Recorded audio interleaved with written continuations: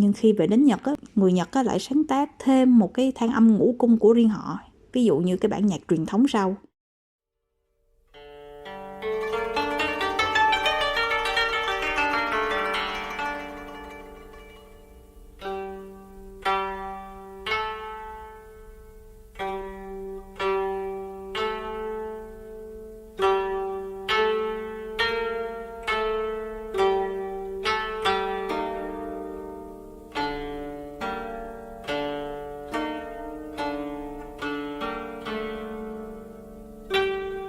Thì dựa vào đây, Hisaishi đã thêm vào những bản nhạc của mình những nét chấm phá truyền thống và lẫn hơi thở đương đại, do đó tạo nên sự độc đáo cho âm nhạc của mình.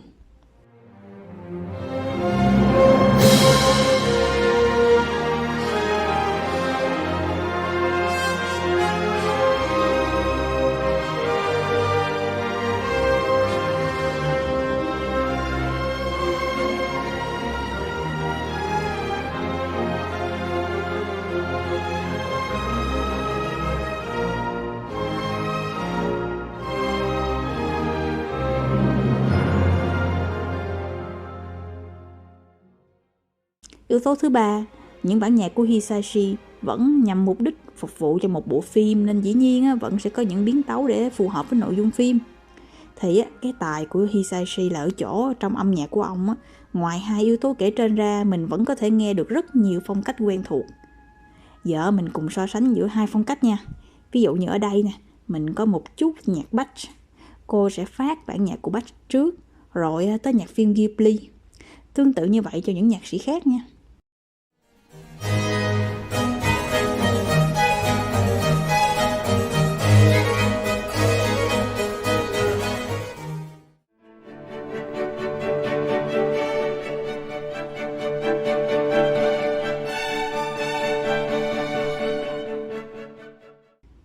Một chút kịch tính của Prokofiev.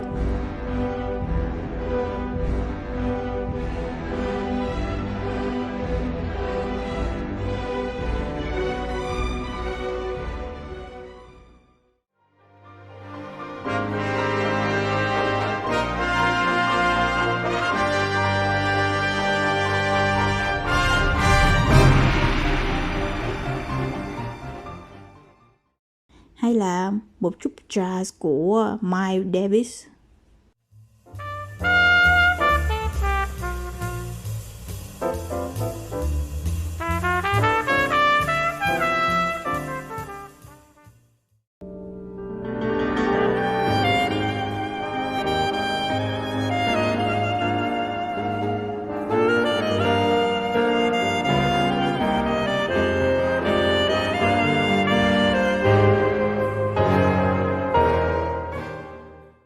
Cũng có thể là một chút tình ca kiểu Ý.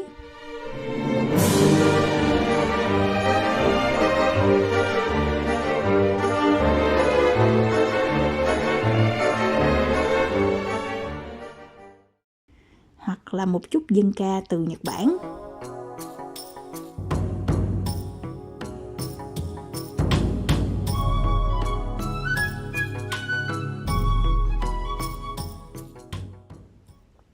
Hoặc như bộ phim House Moving Castle, tức là lâu đài bay của Pháp Sư Hào. Bối cảnh của bộ phim ở châu Âu nên âm nhạc cũng mang màu sắc phương Tây.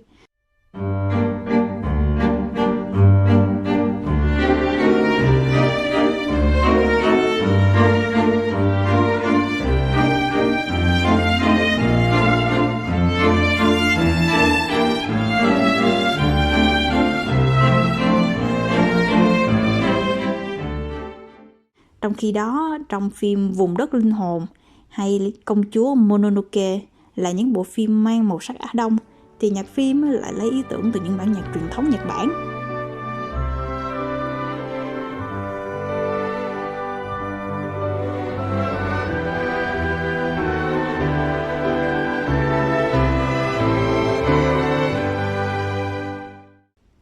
Và mình có yếu tố cuối cùng, cũng là yếu tố quyết định, đó là tài năng và cá tính đặc biệt của Joe Hisaishi.